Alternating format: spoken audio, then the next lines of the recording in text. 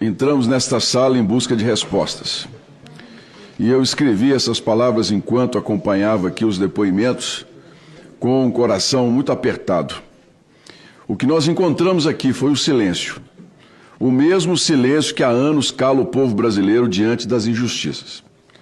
O depoente Fernando Cavalcante escolheu se calar perante os parlamentares, amparado por mais um habeas corpus concedido pelo Supremo Tribunal Federal. E se não fosse essa decisão, ele seria obrigado a falar como determina a legislação. E se mentisse, senhor Fernando, o senhor tem certeza, eu lhe daria voz de prisão nessa casa. Mas o que vimos hoje não foi apenas um ato isolado. É retrato de um país em que quem tem poder se protege e quem tem razão continua esperando por justiça. Eu tenho andado pelas ruas, participado de eventos em Minas Gerais e ouvido em alto e bom som o clamor do povo por justiça. Um grito que não é político, é um grito humano. Um pedido para que libertemos o Brasil desses corruptos profanos que não respeitam nem mesmo os idosos.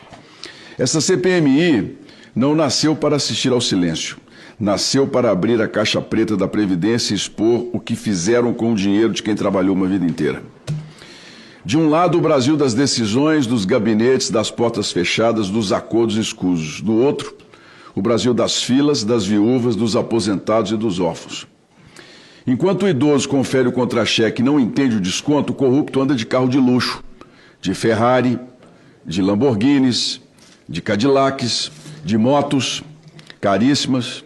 Enquanto a viúva escolhe entre o remédio e o aluguel, tem gente rindo do dinheiro que tirou dela. É difícil combater o crime num país onde quem tem poder sempre encontra proteção. Mas mesmo diante das manobras, nós não vamos recuar.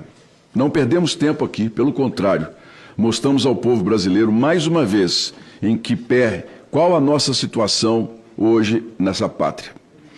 Mesmo diante dessas manobras, eu repito, não vamos recuar. A CPMI está cumprindo o seu dever. E se o sistema solta, o Brasil precisa saber quem soltou. Não é o parlamento que está falhando, não somos nós. É o sistema que está impedindo o parlamento de agir. Um juiz sozinho, eu tenho falado isso repetidamente, não pode calar quase 600 parlamentares eleitos pelo povo. Isso é um desequilíbrio numa república que precisa ser corrigido. O povo brasileiro precisa entender, se o habeas corpus concedido, sem o habeas corpus concedido, o depoente seria obrigado a falar. E se mentisse, seria preso. Mas quando o silêncio é protegido por decisões judiciais, o que se cala não é investigado, é a verdade.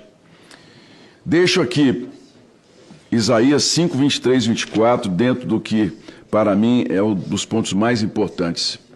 Ai dos que absolvem o culpado em troca de dinheiro e negam justiça ao inocente, pois o fogo do juízo virá sobre eles e tudo que construíram se desfará. E esses inocentes, senhores, são os órfãos, as viúvas e os aposentados deste país. Os mesmos pelos quais Jesus Cristo, o maior que passou por essa terra, ergueu a voz e alertou em Mateus 23,14. Ai dos que devoram as casas das viúvas, porque esses receberão o juízo mais severo. Jesus ensinou que o que se faz aos pequenos se faz a ele próprio. É por eles que essa CPMI continuará lutando, pelos inocentes, pelos esquecidos, pelos que pagaram a vida inteira e foram roubados em silêncio. Eu convoco a todos, nesse finalzinho de trabalhos, aos meus irmãos e minhas irmãs na fé. Vamos orar pelo Brasil. Nossa pátria está gravemente ferida pela corrupção e a impunidade dos poderosos. Deus abençoe o Brasil.